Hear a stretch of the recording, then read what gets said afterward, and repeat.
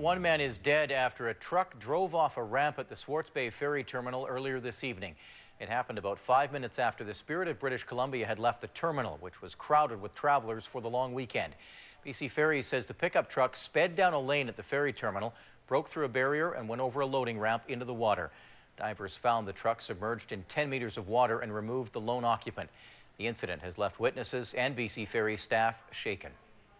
Witnesses say it looked like a Hollywood stunt, but this was very real.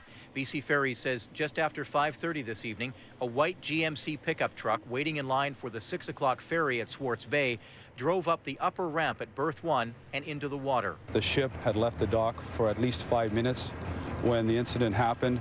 I viewed the video, and I know beyond a shadow of a doubt that he was driving at a very high rate of speed and broke through this set of barrier gates right beside me, as well as our safety netting further down the terminal. The executive vice president and CEO of BC Ferries says to the best of his knowledge, this is the first time a vehicle has sped off the dock long after the ship had left the terminal. Reports that I've received would suggest that the vehicle's about 100 feet from the ramp, so you can imagine the rate of speed for somebody to do that. People who witnessed the incident were left shocked. And he landed hood first, and then it just leveled off, and within about maybe 15 to 20 seconds, you saw smoke, and it was just under. And then boats went up, I guess the rescue boats went up to get him. And I just looked over to the dock, and I saw a white truck bobbing up and down. The truck floated in the water for a short time before sinking.